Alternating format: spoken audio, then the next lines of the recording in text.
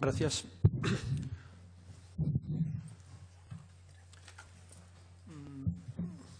Vamos a repartir el tiempo de preguntas entre el diputado Andrés Fernández y yo mismo. En primer lugar, voy a hacer una serie de preguntas a la señora consejera. Señora consejera de Hacienda, poco más de 3 meses de la aprobación de los presupuestos generales del Principado de Asturias.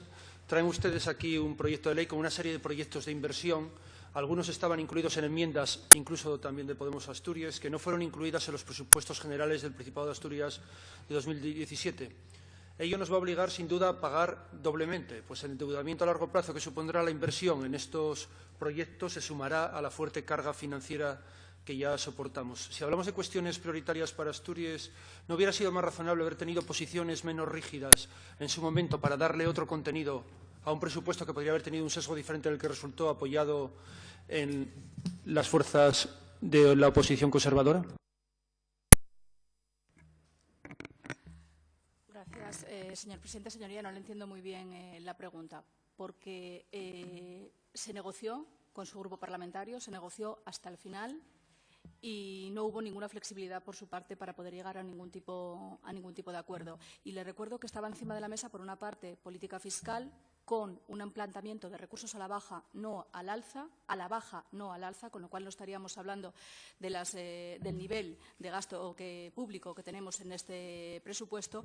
Y, por otra parte, estamos hablando que sí, le tengo que decir que sí, aquí hay medidas que ustedes incluían en sus enmiendas, pues una razón para poder aprobar este proyecto de ley que permite incrementar la inversión. En cuanto a la carga financiera, mire, señoría, lo expliqué varias veces, la carga financiera viene derivada del objetivo de déficit. Las comunidades autónomas estamos sometidas a unos determinados niveles de objetivo de déficit. En este caso, a las comunidades autónomas se nos plantea un objetivo de déficit, en principio estaba en el 0,5, se amplía al 0,6 y por eso se trae este proyecto de ley, y eso significa contar más recursos que se financian a través del endeudamiento, salvo que su señoría lo que quiera plantear en esta Cámara es que Asturias renuncie a ese 0,6% de déficit ya por sí muy restrictivo, que significa restricciones y más ajustes. Si es lo que me está diciendo, pues lo que tiene que decirlo es más claramente y no estar tanto haciendo un planteamiento tan enrevesado que al final no se acaba de entender. Si no quiere el endeudamiento porque no quiere el objetivo de déficit, dígalo. Eso es menos gasto público y eso es menos inversión, pero dígalo claramente. No, lo que queremos desde Podemos Asturias es eficiencia en el gasto, contención del endeudamiento público y satisfacción de las necesidades de la gente. Para eso es para lo que estamos aquí. No es cierto lo que usted dice. Bueno, tampoco voy a entrar en un debate en este momento. No es cierto lo que usted dice sobre las previsiones a la baja en cuanto a los ingresos fiscales. Ustedes solamente cogieron la parte que le interesa al Partido Popular sobre las propuestas fiscales que nosotros planteábamos y solamente abordan una parte de la modernización fiscal, de las propuestas de modernización que nosotros planteábamos, dejando intocadas otras. Bueno, paso a la segunda pregunta. Por las características de la mayor parte de las propuestas de inversión que se incluyen en el anexo de este proyecto de ley, tal parece que esta décima de más del PIB en el objetivo del déficit se centra para satisfacer deudas pendientes con los grupos que respaldaron los presupuestos. Creemos que esto estrecha el margen y las posibilidades y que condiciona demasiado la evaluación de las necesidades reales y las prioridades de inversión con estos casi 23 millones de euros que tenemos encima de la mesa. ¿Coincide usted con esta visión? En absoluto, señoría. Y dos cosas. No, señoría, el que tiene que revisar el planteamiento que pusieron encima de la mesa en la negociación presupuestaria es usted. Usted tiene que recordar las propuestas fiscales que puso encima de la mesa. Claro que puso más además del impuesto de sucesiones, puso transmisiones, puso el mal llamado céntimo sanitario, puso el impuesto de céntimo sanitario, el impuesto de la renta de las personas físicas. En conjunto, todas las medidas fiscales que pusieron encima de la mesa suponía una pérdida de recursos, no un incremento, señoría. No un incremento, una bajada de recursos.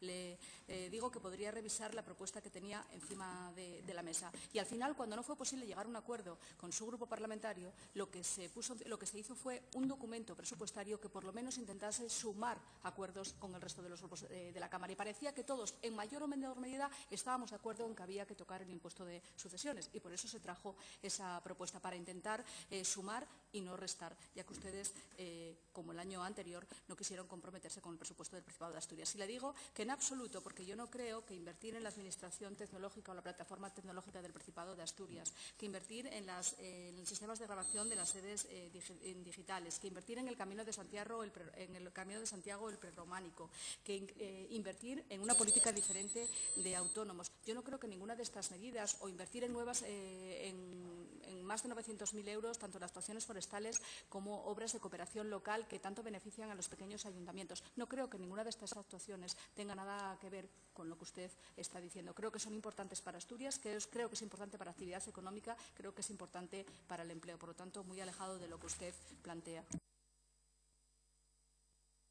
Cuando hablan de promoción del empleo autónomo, ¿a qué medidas se refieren exactamente? ¿Sabe? Se pusieron una línea de autónomos nueva en el presupuesto del año 2017 y se recuperan dos actuaciones que estaban en el presupuesto inicial, que se hubo que renunciar a ellas para dotar esa nueva línea, que era a través de gasto corriente, porque estas líneas son de inversión. Por lo tanto, se recuperan estas líneas de inversión de 1.400.000 para promoción del empleo autónomo 400.000, que es lo que queda pendiente del ticket del autónomo, y las ayudas a la consolidación de autónomos, micropymes y economía social por 1 millón de euros. Esto y además la nueva línea de autónomos que tras la negociación con Ciudadanos se recogió en el presupuesto de 2017. Entre ello, pagar las cuotas a la seguridad social y completar, por lo tanto, la actuación que lleva a cabo el Gobierno central.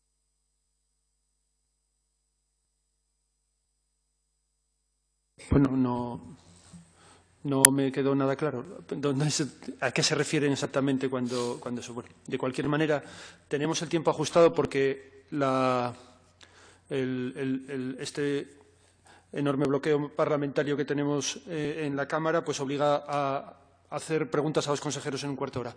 Con lo que voy a apurar, la memoria económica de este proyecto de ley supone unas condiciones de formalización del endeudamiento, plazo de amortización a 10 años, carencia de 1 año, amortización anual, liquidación de intereses anual y tipo de interés fijo del 0,8%. Bueno, digo supone porque son las suposiciones que se hacen desde el Gobierno cuando se nos presenta este proyecto de ley. ¿Qué tipo de información piensan incluir para dar transparencia a la formalización de estas operaciones ante la ciudadanía asturiana? Toda esa documentación se recoge en la propia ley, se comunica a la Junta General del Principado de Asturias. Una vez que se formaliza, se dará comunicación a la Junta General del Principado de Asturias, tal y como recoge el propio proyecto de ley.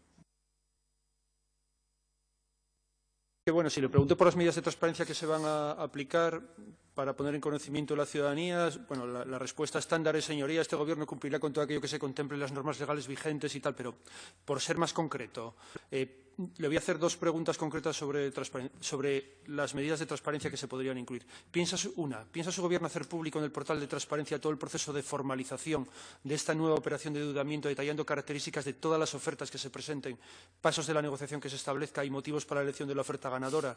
Y la otra, ¿piensa su Gobierno publicar en el portal de transparencia los datos específicos de la negociación, como son tiempos de apertura y cierre de negociación, plazos, vencimientos, tipos de interés, otros costes, TAE, etcétera? Señoría, ahora mismo estamos trabajando para saber qué parte de la información de la deuda puede hacerse pública, aparte de la licitación, de abrir la oferta de endeudamiento que se vaya a producir, no solamente con este proyecto de ley, sino con todo el endeudamiento a lo largo del año. Estamos viendo a ver qué parte se va a llevar al portal de transparencia. Eso es lo mismo lo que se está analizando y una vez que se decida, pues se incluirá en el portal de transparencia. Bien, desde Podemos Asturias consideramos que todos estos aspectos que le relaté en las dos preguntas que deberían ser incluidos porque, bueno, creemos que la ciudadanía tiene derecho a contar con esta información sobre las operaciones de endeudamiento público de su dinero, que es el dinero de la ciudadanía, no nuestro ni del Gobierno. Con esto paso la palabra a mi compañero Andrés Fernández. Bien. En primer lugar, explicar que llamamos a comparecer al consellero de Sanidad, puesto que consideramos que la sanidad tiene un peso muy importante que condiciona, que ejerce un condicionamiento financiero y presupuestario importante. falamos del 40% del presupuesto, falamos de que en diciembre tuvimos que aprobar una ampliación de crédito de 65 millones por necesidades de financiación de 135 millones para el capítulo de sanidad, de los cuales 100 millones hieren de gasto en suministros. Falamos de que el aumento del gasto en suministros lle del 30%, mientras que el aumento del gasto sanitario lle del 10%, ¿no? Desde que entramos nesta Cámara preocupámonos por abordar esa posible ineficiencia en el gasto sanitario, porque creemos que de solventar esa ineficiencia non nos veríamos neste momento teniendo que ampliar la deuda de les asturianes y los asturianos. La mala xestión de les compres aumenta el gasto y tiene beneficiarios claros. El interés privado de la industria es incuestionable y presiona por todos los medios para vender más caro.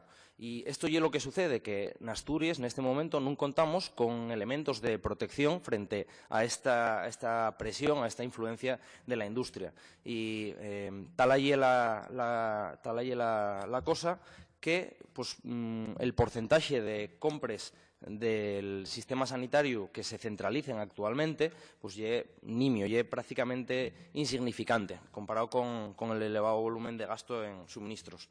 En la primera comparecencia del consellero en esta Cámara preguntamos si preocupaba que se pudiera estar malversando el gasto sanitario de suministros. Dixo que no, aunque una malversación, por cierto, que se puede entretejer con la corrupción. Preguntamos si creía que había que poner coto a la industria sanitaria y dijo que no era necesario. Nos primeros presupuestos, en la primera negociación presupuestaria, el Gobierno no estaba dando ni la más mínima importancia a cómo se distribuía el gasto en sanidad. Y tal fue así que tuvimos que pedir que se ampliara la información para la Consellería de Hacienda, y era absolutamente intrascendente el cómo se llevaba a cabo este gasto en suministros. Sin embargo, nos pusimoslo enriba de la mesa. Como decíamos, en diciembre, cuando discutimos tanto sobre los presupuestos como sobre la ampliación de crédito de 65 millones, planteamos en esta Cámara que solo con la centralización de compras podrían conseguirse aforros anuales de entre 20 y 30 millones. Queremos recordar que en ese momento el consellero puso el grito en el cielo, ¿no?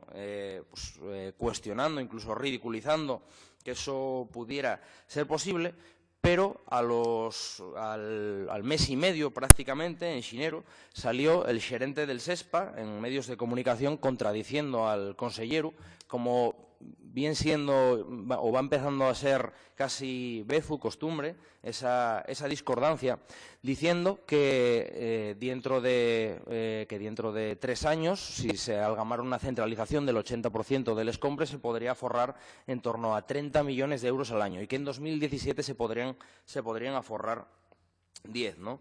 Dexó constancia de que se compraba mal y de que se da manga ancha a la industria para que nos robe la cartera, y eso está sucediendo. Aquí tenemos, ¿no?, la noticia en la que aparece el gerente del SESPA diciendo literalmente que en torno a los 10 millones de euros en 2017 se podría aforrar, y 30 millones cuando les compres alcancen la centralización del 80%. ¿No? Entonces, de esto es de lo que queremos falar siempre que falamos de administrar los presupuestos de les asturianes y los asturianos. Algo a lo que hasta ahora el Partido Socialista no puso ni la más mínima atención y para lo que no destinó ni el más mínimo esfuerzo.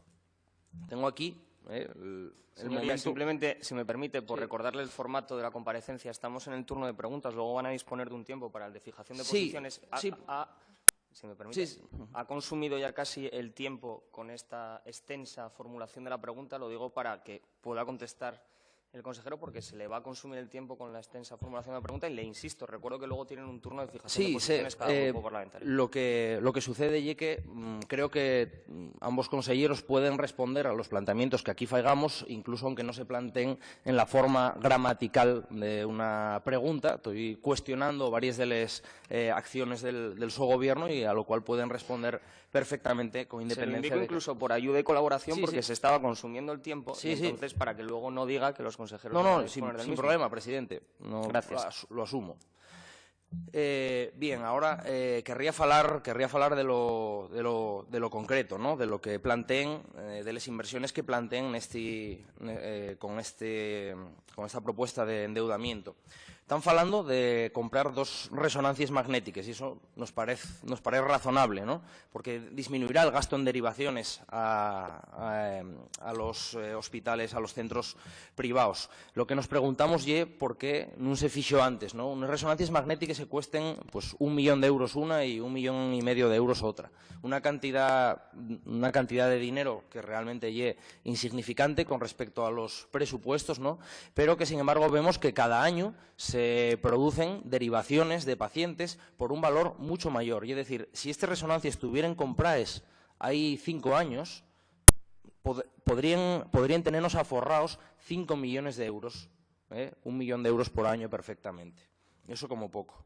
También nos podría explicar por qué se consiente que en un solo servicio de traumatología del sistema sanitario se gaste anualmente 1 millón de euros en un producto, o bueno, en 2 productos, el Novabone y el Cerasorb, que no se usen prácticamente en otros hospitales y que condicionen un gasto de 1 millón de euros al año. Y es decir, por cada año que se están poniendo estos productos que no se utilizan en el resto de hospitales, podían tener compraes ya estas 2 resonancias magnéticas. Esto es lo que demuestra que gestionen mal a sabiendas. Sobre las inversiones en Xarrio y en el Hospital del Oriente de Asturias, lo que no entendemos tampoco es por qué se bloquearon las 2 enmiendas que planteábamos de aumento de la disponibilidad presupuestaria para esos dos conceptos, dinero que ya podría estar disponible y que además, en cuenta de endeudarnos para financiar esta mejora de las obras, planteábamos de traerlo de otros conceptos superfluos. Que bueno, ahí vemos como de ninguna manera pretenden aumentar la eficiencia, ¿no? Señoría, fuera de ser insistente, ha agotado su tiempo, por lo tanto tiene la palabra, los consejeros. Acabo ya. Si me permite finalizar lo que intento decir, cosa que le agradecería, ustedes disponían de 15 minutos de tiempo por grupo, tiempo que se ha pactado por todos los portavoces de los distintos grupos parlamentarios, donde también estaba representación del Grupo Parlamentario Podemos en esa mesa cuando se pactan estos tiempos. Ya ha pasado y consumido el tiempo le recuerdo que es la suma de la formulación de la pregunta más la contestación de los comparecientes. Por ello, y dado que se ha consumido el tiempo total sin la contestación de los comparecientes, tiene ahora la palabra el consejero de Sanidad y la consejera de Hacienda para contestar a las preguntas que se les han formulado. Perdón, presidente. Ya acababa. Yo pediría que se permitiera al diputado Carr. Tenemos tiempo porque, bueno, hubo renuncias del tiempo. No es coger el tiempo de otros grupos para nada, pero sí que haya cierta flexibilidad simplemente para que ejerza para que plantee las preguntas y se pueda responder directamente. Agradezco su indicación, pero conoce perfectamente el reglamento de las comisiones, el funcionamiento de estas comisiones y estas comparecencias y, por lo tanto, como bien saben, hay un tiempo pactado por todos los grupos políticos, han consumido ya su tiempo como grupo parlamentario formulando la pregunta, aún falta la respuesta, que también se computa en todo ese tiempo global y, por lo tanto, tiene la palabra el consejero de Sanidad y la consejera de Hacienda para contestar a las preguntas formuladas. Gracias. Muchas gracias, señor presidente. Pues la verdad es que tampoco sé qué voy a contestar porque no he tenido ninguna pregunta. Ha sido un meeting el de todos los días por parte del diputado del Grupo Podemos, al que me tiene acostumbrado. Lo único que le diría en general es que el consejero de Sanidad, además de ser consejero de Sanidad, es presidente del Consejo de Administración del Servicio de Salud del Principado de Asturias, con lo cual es el máximo órgano del Servicio de Salud. Y no va a intentar, porque ya es la 4ª o 5ª vez, yo creo, que lo intenta, el decir que el gerente del SESPA le altera el discurso al consejero. No lo va a conseguir, quiere decir,